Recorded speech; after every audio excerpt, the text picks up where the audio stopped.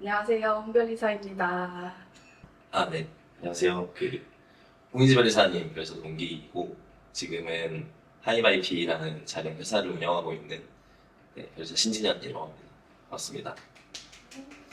저는 이제 특허 라이선싱 업을 하고 있는데, 이 특허 라이선싱 업이라는 게 이제 쉽게 말하면 제3자 특허를 이제 땡겨와서 이제 그거를 다른 소위 잠재적 침해자들이나 실제 침해하고 있는 분들한테 라이선스를 하고 로열티를 받아오는 사업인데, 이 이름 부르는 이름이 아시겠지만 되게 많아요. 특허 괴물, 영어로 패턴트 롤 이런 거 있고, 네네. MP, Non Practicing Entity라 그래가지고 이제 되게 중립적으로 부르는 이름이 있어요. 근데 이제 한국에서는 이제 뭐 특허 괴물 이런 거 말할 것도 없고, MP라는 이름도 엄청 안 좋게 사실 받아들이고, 특히 기관들에서. 그래서 저는 혼자서 특허 개발 투자 회사라는 이름을 되게 밀고 있는데, 혼자만 밀고 있어요. 지금 특허 개발 투자 회사라고 하셨는데, 네, 특허를 개발한다는 알겠어요.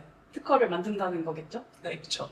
근데 이걸 특허를 가지고 뭐 투자를 어떻게 하는지는 사실 잘 와닿지가 않아서. 약간 부동산 PF랑 비교해서 보면 되게 이해가 쉬우실 것 같기도 해요. 근데 부동산 PF 생각해보면은 PF도 시행사가 이제 땅을 미리 보고 있다가 그런 건물을 지어서 이제 나눠주면 돈을 분양하면 얼마 벌 수 있겠다 이런 계획을 해서 땅 주인한 땅 사고 전주한테 투자 받고, 그 다음에 건물 시공사 계약해서 건물 짓고 나면 분양해가지고 수익 나면 시공사랑 투자자랑 땅 주인이랑 시행사 이렇게 나눠받잖아요. 네. 그런 시행사 역할을 저희가 한다고 보시면 되고, 그런 식으로 좀 크게 이제 특허를 조달하고, 그다음 자금을 조달하고, 저희 수익화 활동을 해주는 에이전시를 계약을 하고, 그 모든 걸 중간에서 기획하고 총괄하는 역할을 저희가 한다고 보면 될 것 같습니다. 그래서 뭐 MP 한다고 하면은 너 소송하는 거 아니야? 근데 네. 소송의 원고는 제가 맞는데, 사실 대부분 하는 일은 앞단의 일이 많죠. 특허를 조달해오고, 자금 조달해오고, 자금 조달 과정에서 밸류에이션, 이거 소송을 얼마 볼 수 있을 것 같고, 그럼 이제 이게 현재 얼마 정도의 가치가 있는 거고, 네. 투자는 어떤 조건을 받아야 되고, 이런 것들을 이제 한 일이 대부분, 예를 들면 이제 특허 소싱하는 단계에서는 이제 특허권자 일단 접촉을 해야겠죠. 특허를 일단 찾아야 되고, 특허를 찾는 게 이제 여러 가지 방법이 있는데, 많은 경우는 브로커들이 있어요. 이런 세컨더리 마켓이라고 부르는데, 일단 특허가 이제 누군가가 출원을 해야 되잖아요. 네. 근데 이제 그 출원된 특허들을 누군가 갖고 있었을 거 아니에요. 그 매각하는 활동을 도와주는 사람을 브로커라고 해요. 그래서 어느 정도 가치가 있는 특허들은 그 브로커가 좀 한번 그쵸. 소팅을 해서 맞습니다. 걸러줘서 변리사님한테 보내드리는 거죠. 그쵸. 그 매물, 브로커는 매물들을 약간 그쵸. 보여주는. 기업들에서 나온 거 200, 300건씩이래요. 그래서 특정 사업부를 접는다든지, 자기들이 안 쓰는 미완 특허를 현금화하기 위해서 라든지, 이런 경우가 많기 때문에 그런 거를 다 이제 일일이 스크리닝하는 과정이 좀 필요합니다. 그래서 뭐 대체로 특허를 평가한다, 저희는 이제 실사한다고 하는데, 이제 특허에 관한 그 모든 걸 다 본다고 생각하면 됩니다. 오늘 만약 이걸 보시는 분이 생각하셔야 될 게, 저는 MPE 입장에서 일하기 때문에 기업 하우스에 계시는 분들이 생각하는 좋은 특허랑 좀 다를 수 있어요. 그러면은 일단 첫 번째로 그 브로커들이 어떻게 정리해가지고 준 특허들을 받아오면은 네, 그 그렇죠. 특허들에 대해서 지금 뭐 다 보는 치매 조사나 뭐 공유조사, 이게 뭐 이력 같은 거나 싹 살피신다는 거죠. 네, 다 보는 거죠. 그러니까 결론적으로 그 과정은 이 특허를 수익화했을 때 우리가 얼마를 벌 수 있을까, 얼마나 수익성이 있을까라는 거를 검토하는 과정이라고 보시면 돼요. 그래서 그다음에 이제 뭐 사업 기획 이런 거는 이 모든 걸 기획하는 거죠. 그러니까 목표 수익률이 있잖아요. 저희 네. 목표 수익률이 있으니까 얼마를 벌려면 자금 조달 어떻게 해야 되고, 네.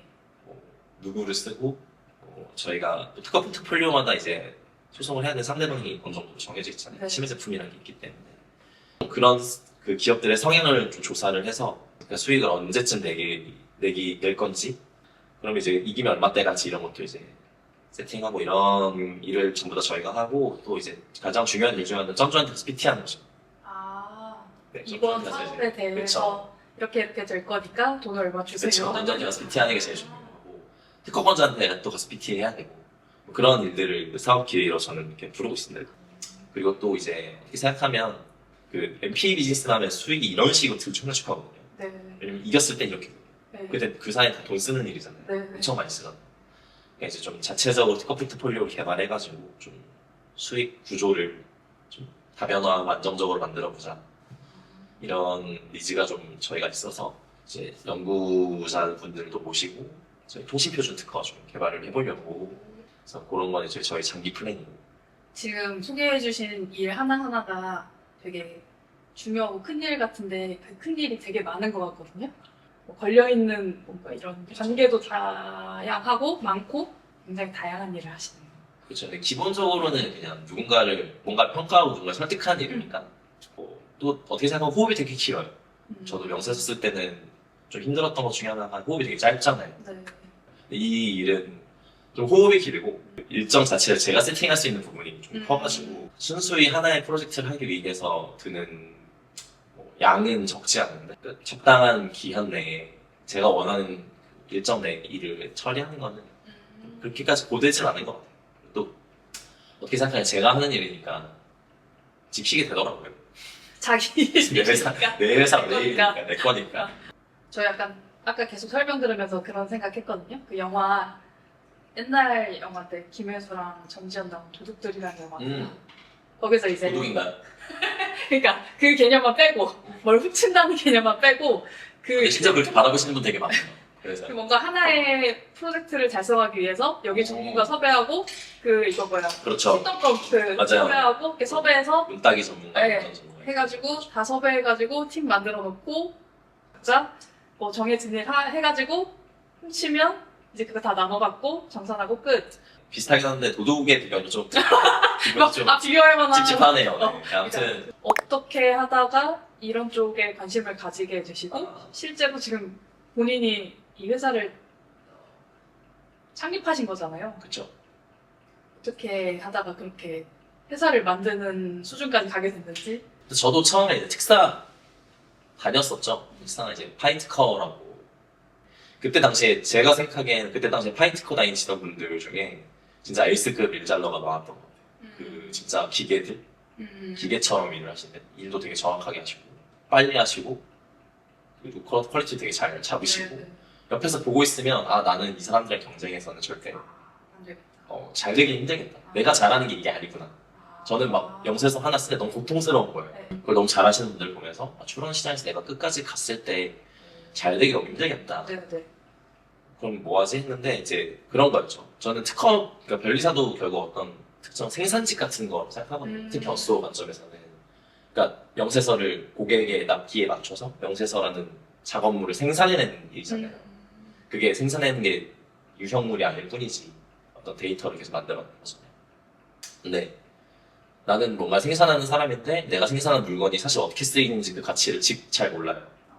그런 생각이 들었어요. 실제로 이게 출원돼가지고 어떻게 쓰이는 기업 안에서. 그래서 이제 좀 직접 수익화 이런 데 관심을 갖게 됐죠.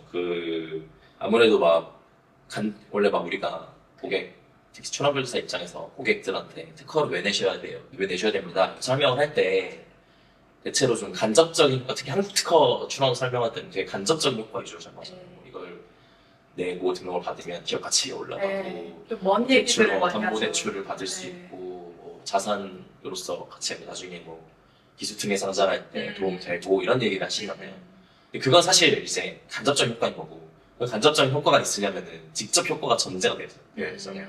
이 특허권이 본질적으로 가지고 있는 가치를 네. 설득할 수 있어야 그게 있어야 사실 간접적인 효과가 나오는 거고 근데 그거를 제가 모르겠는 거예요. 와닿지가 않는 거예요. 네. 그래서 이제 직접적인 효과를 한번 체험해보러 가야겠다.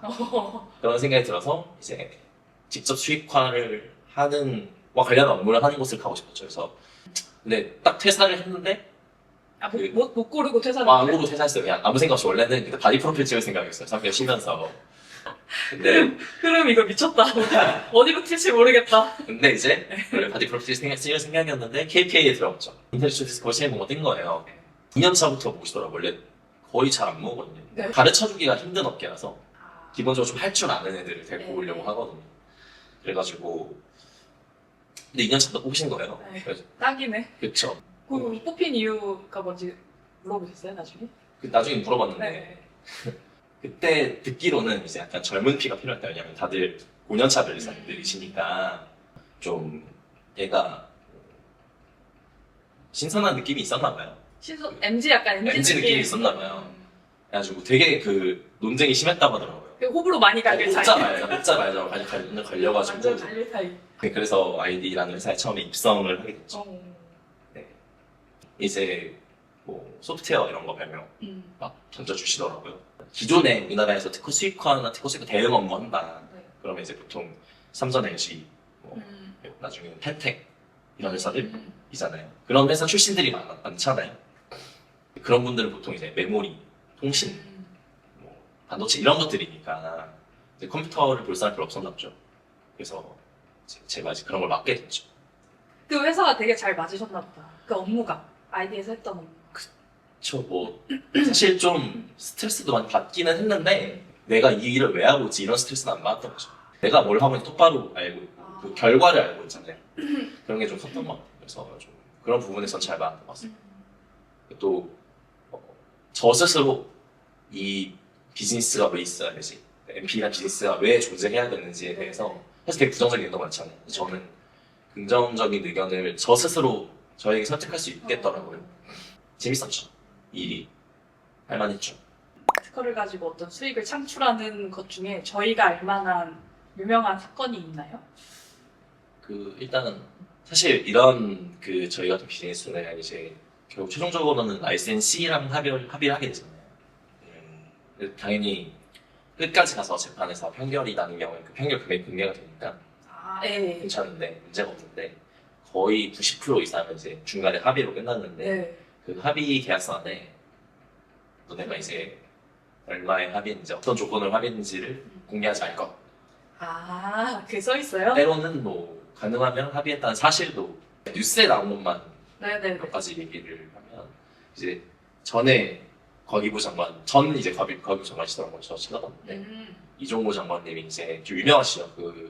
그분이 이제 원광대 교수로 재직하던 시절에 네. 핀팻 특허로 저는 반도체 잘 모르거든요. 그래서 그게 뭐 엄청 혁신적인 기술이었다 그 정도만 듣게 됐나요? 그분이 이제 핀팻 특허를 내시고 원광대 카이스트로 옮겨 오셨는데 이직을 하셨는데 교수 시절에 그 카이스트에서 뭐 안 내줬나봐요. 미국 특허를? 잘 안 내줬나봐요. 네. 우리 특허 잘 갖고 있었던 거예요. 자기 돈으로 출하해서 네네네. 카이스트 IP라는 회사에 이제 수익화 계약 체결을 하신 거죠. 그러면 이거는 저는 아예 모르는데 그러면 뭐 그런 합의 금액이 있을 거 아니에요? 그럼 몇 대 몇으로 나누면 그건 근데 진짜 달라요. 많이 그때가 다 비슷하게? 달라요. 선금을 얼마 주냐에 따라서 달라져요. 아, 선금을 얼마 주냐. 네. 아마 선금 많이 주면 거의 뭐 5% 10% 이런 거고 안 줄 때도 있고 선금 거의 안 주면 뭐 5대5 이런 거죠. 그거는 계약하기 이거는 나름이겠네요. 네, 그쵸. 그래서 저희가 설득해야죠. 이게 또 별거 아니다. 우리가 잘해서 그런 거 이렇게 하는 건데 장난이고요. 저희는 특허 맡기시면 저희 잘해드립니다. 저희 되게 잘해드리고 네. 저희만큼 잘해주는 데는 없을 거예요. 이게 되게 부동산 중개업자인데요. 네. 저희한테 물건 내놓으세요. 그렇죠. 저희가 네, 복비 많이 안 가져와요. 저희가 임차인도 좀 순하고 좀 집 깨끗하게 쓰는데 임차인으로 내가 관리한다고. 내가 막 뭐 다 뭐 벽지랑 이런 거 소리 그렇죠. 도배 내가 내가 해주고 되게 비슷해요. 그 USB USB? 그 포터블 USB 있잖아요. 네. 그 저장소. 네. 걔 그런 거 보셨어요? 이렇게 커버 이렇게 돼 있는. 네. 그거 특허로. 근데 이제 그게 하나마이크론이라고 이것도 뉴스 많이 났으니까 하나마이크론이라고 우리나라 중소기업이 있는데 네. 그래서 실용신안을 한국에서 뭐예요? 낸 다음에 그걸 가지고 이제 미국에 특허 출원을 했던 거죠. 근데 이제 그게 미국의 킹스턴 테크놀로지라고 중국 업체인데 그 USB 세계 최대로 많이 파는 회사 있어요. 네. 거기서 파는 USB에 수송 오셔서 많이 버신 그런 케이스도 있고. 오. 이 특허가 그 돈으로 환산될 때 뭐 무슨 특허가 비싼 특허, 무슨 특허가 싼 특허, 이 가격이 어떻게 매겨지는지 궁금하거든요. 그러니까 뭐 물론 엄청 다양한 네. 기준이 있겠지만 그렇죠. 이거는 그 이 MP 업계 아니면 하우스에서 이제 라이센싱 팀에서 근무하시는 분들 아니면 실제로 특허 소송하는 분들 네네. 다 물어보면 다 달라. 다 다를 거예요. 다 다를 건데 네. 이제 저는 이제 순수한 라이센싱 사업을 하는 회사의 네. 담당자 입장에서 나라면 어떤 특허를 비싸게 주고 살 거냐. 네네. 당연히 뭐 권리 범위, 무효 가능성, 뭐 권리 남용 뭐 이런 거는 당연히 엄청 중요하고 기본적으로 엄청 중요한데 너무 당연한 검토사항이 이제 당연히 너무 뻔하잖아요. 근데 하나 말씀드릴 수 있는 건 이제 권리 범위가 마냥 넓다고 좋은 건 아니에요. 아니에요. 뭐 특허 청구는 짧다. 그래서 무조건 좋은 건 아니고 약간 제 기준은 좀 청구하기 엣지가 있어야 된다. 그런 생각을 많이 해요. 그게 뭐냐면 이게 대체 어디에 특징이 있는 것인가? 특징이 좀 문제를 해결하려고 하는 부분이 뭐냐? 그런 게 독립하게 좀 드러나야죠. 그런 걸 좋게 생각합니다. 그런 게 없으면 좀 제너럴한 아이디어만 들고 있으면 엣지 없이 무효당하기 딱 좋거든요. 그리고 무효 논리를 갖고 왔을 때 네. 반박하기 쉽지 않아요. 엣지가 없잖아요. 네. 포인트가 없는 거니까 내가 그 명세서 배경 기술 이런 거 좀 많이. 그러니까 왜 이런 특허를 냈는지, 했는지. 네, 그 기준 문제가 뭐였는지. 음. 그래야 또 그 엣지가 얼마나 설득력이 있는지도. 왜냐면 그 특허 처음 볼 때는 그 기술을 모르잖아요. 네. 그러니까 이제 말이 되는데 이해야 되잖아요. 근데 말이 되려면 이 청구문만 봐서는 모르니까 그 앞에 배경 기술, 해결하려고 하는 과제, 네. 효과 이런 거를 좀 많이 신경 쓰죠. 결국은 이제 이런 게 다 괜찮다, 네. 다 통과됐다. 볼만하다 라고 생각이 들면 이제 그때는 이제 수익성을 좀 보는 거죠. 그거 궁금해요. 근데 이제 수익성이라는 게 단순히 뭐 이거 소송하면 얼마를, 그러니까 데미지가 얼마나 나온다, 손해배상액이 얼마나 나올 거다, 로열티가 얼마나 나올 거다 또 중요한데 근데 그게 제일 중요하죠. 근데 그 수익화하는 과정에서 리스크가 얼마나 있냐, 그러니까 돈을 얼마나 내가 많이 써야지 실제로 이거를 현금화할 수 있냐, 네. 그거를 좀 많이 봐야 돼요. 그러니까 실제로 뭐 예를 들어서 이만큼 벌 수 있다. 근데 이거 수익화 하고 났더니 이만큼 떼줘야 돼. 뭐 비용으로 다 나갔어. 네. 실제 이 특허는 다 이만큼밖에 안 남는 거잖아요. 뭐 로열티가 1주면 뭐예요? 비용이 막 수천억 들었어, 수백억 들었어. 그러면 아무 의미 없잖아요. 네. 또 뭐 예를 들면은 내가 지금 소송하려는 특허랑 네. 살려고 하는 특허랑 비슷한 특허를 비슷한 제품에 소송을 해서 비슷한 규모의 기업을 소송을 해서 뭐 크게 이긴 적이 있다. 케이스 설레가 있다. 참조 케이스로 삼아서 이제 거기서부터 여러 가지 요소들을 이제 반영을 하는 거죠. 각자의 산식이 있으실 거예요. 하시는 분들은.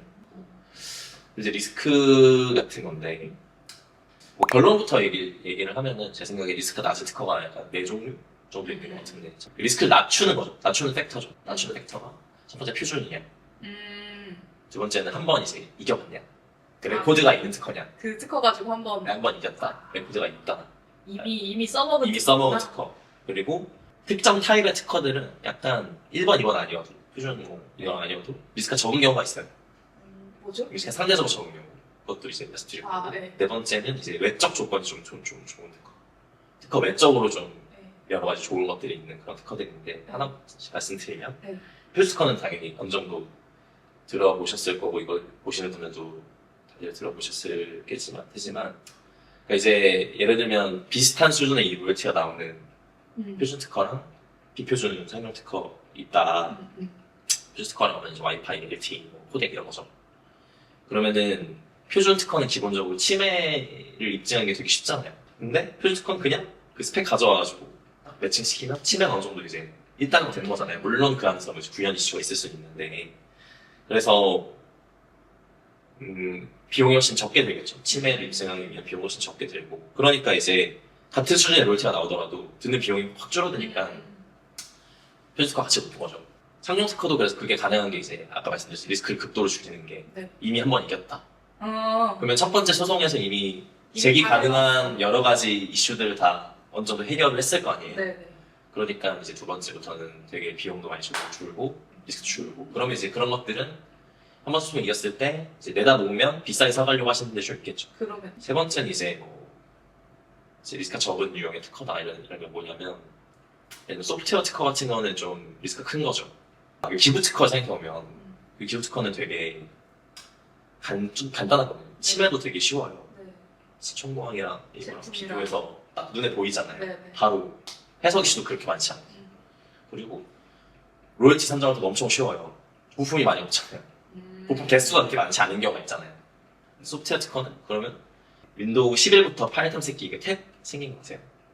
그러니까 예전에는 그쪽에 그쵸, 그 위에 플러스 누르면은 네. 다시 한 네, 창에서 맞아요, 여러 개 맞아요. 띄울 수 있잖아요. 네, 탭. 크롬처럼. 네. 맞아요. 그 기능이 윈도우 11에 들어왔는데 그 윈도우 11 매출이 그게 얼마나 기여했는지 어떻게 측정하실 수 있을 것 같아요. 어렵다. 개발이죠. 그냥 그런 소프트웨어라는 그쵸. 분야 자체가 좀 그쵸. 리스크가 크다. 그렇죠. 그리고 뭐 아까 말씀드린 것처럼 이제 피고가 좀 그러니까 피고에 따라 리스크가 있는데 예를 들면은 저는 이제 소프트웨어 쪽이니까 구글, 넷플릭스 끝까지 가거든요. 아. 중간에 원래 미국 특허송 거의 90% 이상은 합의로 끝나요. 네. 근데 넷플릭스 이제 끝까지 항상 무조건 하고 그럼 돈이 대부분 엄청 많이 항상 들겠네. 그쵸 그쵸. 그리고 길어지고 기간도 길어지고. 원래 기간이 길어지면 리스크가 커지는 거잖아요. 네. 그러니까 이제 걔네들. 근데 만약에 내가 특허 살려고 하는데 이 특허 클립 세트가 구글이나 넷플릭스밖에 안 나와. 아 그러면은 좀. 그러면 이제 좀 낮아지는 거예요, 네. 가치가. 음. 마지막으로는 이제 특허 외적인 건 뭐냐면 그냥 쉽게 말하면 스토리가 좋은 특허거든요. 이 배심원도 스토리가 사람, 좋다. 그쵸? 배심원도 사람이고 판사도 사람이니까 좀 스토리가 좋으면 유리하게 해주고 싶잖아요. 아. 그래서 제가 겪었던 케이스가 뭐가 있냐면 네. 미국 변호사가 저한테 와서 이제 저희한테 와가지고 이거 판다 했는데 발명자가 9살짜리 여자인 거예요. 네. 저는 이제 그냥 신경 안 쓰고 있었거든요. 네. 그 변호사가 저한테 얘기하면서 아 대박 스토리라고. 아 변호사가 또 먼저. 미국 약간 애들한테 환장하는 그런 분위기가 있잖아요. 네. 그래가지고 우쭈쭈 해주고 우쭈쭈 해주고 약간 막 그런 거. 어린 나이에 아. 꿈을 아. 대박 스토리다 이래가지고 엄청 웃돈을 부르는 거예요. 엄청 비싸게 부르는 거예요. 그래서 막 그래서 대박 스토리라서 무조건 이긴다. 그래? 봤는데 특허가 별론 거예요. 네. 바로 휴통 났죠. 바로 연락 참. 처음에 서두에 말씀해 이거 되게 저의 지극히 개인적인 의견이거든요. 그냥 제가 이런 걸 생각한다는 것이 실제로 이 업계에서 전배 부르기 선배님들은 저런 거 필요 없는데 이러실 수도 있고 완전 사람 바이 네 완전 사람의 사람이라서 그냥 아 저렇게 생각하는 사람도 있구나. 일단 당연히 특허를 잘 보셔야겠죠. 수백 건의 특허를 보셔야 되니까 그 일종의 감이죠. 이거 좀 괜찮은 거. 아까 제가 말했던 것도 빠르게 스크리닝하기 위한 방법이에요. 네, 네. 배경 기술 보고 특허 정말 있지 않는지 이런 것도 그런 감이 있으셔야겠죠. 근데 두 번째는 이제 그런 거죠. 이제 그러면 내가 특허를 봤으면 네. 이걸 분석해야 되잖아요. 네. 그럼 주변에 있는 리소스를 잘 활용해. 이걸 내가 다 하려고 하는 사람들은 쉽지 않아요. 아. 네. 뭔가 일이 있을 때 네. 이걸 다 하려고 하나부터 열까지 내가 다 해야 된다. 맞아. 다 내 손 타야 돼. 다 내 손 타야 돼. 어. 그러니까 특히 더 안 좋은 거는 내가 직접 해야 돼. 맞아. 남한테 못 맡겨 불안해서. 남한테 맡긴 거 검토하는 정도는 괜찮아. 어. 근데 갖고 있는 리소스를 빨리 파악하고 내가 어떤 리소스를 활용할 수 있는지 전략적. 찾아내는 저 일종의 전략적 사고일 수도 있죠. 좀 제가 제일 중요하다고 생각해요. 저도 잘 안 되고 그러니까 딜메이커가 되는 거예요. 딜메이커. 그러니까 어떤 딜을 만들어내는 사람이죠. 제가 지금까지 말씀드린 걸 이제 종합해보면 이런 거잖아요. 결국 저희가 하는 일이라는 거는 그 수많은 이 일을 할 수 있는 수많은 사람들과 접촉해서 협상하는 일이잖아요. 이 사람과 딜을 치는 거죠. 특허권자랑도 딜 치고, 투자자랑도 딜 치고, 변호사랑 딜 치고, 또 나중에는 라이센스랑도 딜 치고, 딜 치는 일이니까. 그럼 이제 이만큼 우리가 거리 벌어졌을 때 이걸 봐서 이렇게 할 수 있는 능력이 중요하죠. 지역적으로 나만 이익 보는 것보다는 이 전체 프로젝트 불러봐야 되잖아요. 나와 연결되어 있는 수많은 이해관계자들이 다 같이 윈윈할 수 있는 그런 구조를 설계하고 사람들이 제가 하려는 거를 발목을 못 잡게 하는 거죠. 응원해줄 수 있게 그런 구조를 짜는 거. 되게 어려운 능력이겠다. 그렇죠. 이게 생각해보면 결국 라이센시도 저희가 상대방 같지만 사실은 거기 나오시는 분도 네. 특정 기업의 특허팀 직원이거든요. 네. 그분이 그러면은 저희랑 협의를 하려면 그분이 상부를 설득할 수 있어야 되잖아요. 아. 그런 걸 만들어주는 거죠, 저희가. 그런 경계 조건 같은 거를 찾아내서 저쪽도 그 내부적으로 잘 할 수 설득될 수 있게 그런 것들을 찾아내는 능력이 시야가 굉장히 넓어야 돼요. 그런 게 이제 협상력이죠. 그다음에 안 되는 사람 내가 제일 맞아. 내가 짱이야. 아니면 일단 얘기는 해봐. 물론 내가 거기 틀렸지. 이런 사람들 있잖아요. 아 얘긴 들어줄게. 얘기 들어줄게. 제가 아이들 할 때 부사장님이셨나? 농석 부사장님이랑 항상 하셨단 말이에요. 비즈니스맨이 돼야 된다. 너 이제 별리상 아니다. 들어오면 맨 처음 하는 말이 너 이제 별리상 아니다. 네. 그런 내가 전문가나 법률가는 어쨌든 내 의견을 관철시키는 게 주된 목적 일의 내용이잖아요. 네네. 그런 것보다는 비즈니스맨적인 마인드셋이 좀 중요하지 않나. 내가 변리사나 전문가로서의 정체성을 버리기 싫다라고 하면은 힘들겠죠. 원래 제가 창업했을 때 그 목표는 특허로 해볼 수 있는 건 다 해보자. 특허랑 돈이 연결되는 그 지점이잖아요. 네네. 거기서 해볼 수 있는 일은 다 해보자. 또 지금 하려고 하는 거는 자체적으로 특허를 개발해가지고 네네네. 그걸로 또 수익화를 해보자. 음. 그래서 뭔가 지속 가능한 구조를 만들어 보자. 또 저희 같은 회사의 장점 중에 하나가 이제 사업화를 안 해도 되잖아요. 연구개발을 하고 나면은 네. 특허를 내는 네네. 특허가 최종 제품인 거죠. 네. 그러니까 그래서 약간 제 생각에는 좀 더 사업화와 좀 더 동떨어 약간 디커플링 돼서 좀 더 본질적이고 근원적인 또 혁신적인 연구를 할 수 있는 환경이 된다고 생각해요. 저희 같은 기업 안에서 그런 환경을 더 조성하기가 쉽다고 생각해요. 뭐 저희처럼 자생 가능한 비즈니스 수익 모델이 있으면 버즈나 이런 걸 매달리지 않고 연구자들이 자기 하고 싶은 연구 수익화가 되면은 충분히 이제 못지않은 혹은 아니면 더 많은 금전적 보상을 얻어낼 수 있으니까 이제 그런 회사를 좀 만들고 싶죠. 일단 변리사님들이 사실 진로를 많으시잖아요. 그래서 약간 변리사님들한테 이런 길도 있다. 네네. 근데 좀 젊장 제가 어린 편이잖아요. 네. 상대적으로 그 업계에서 어린 편이니까 이제 어린 변리사들이 이런 것도 해볼 수 있구나. 또 어떻게 생각하면 변리사만 할 수 있는 일은 아닌데 변리사면 더 잘할 수 있는 일이 맞으니까 이 업계에서 활동하시는 젊은 변리사님들이 많이 생겼으면 좋겠고 이런 비즈니스로 뭉칠 수 있는 그런 기회도 좀 많아지고 저희 회사에도 좀 오시고 네. 네. 했으면 좋겠습니다. 그럼 안녕.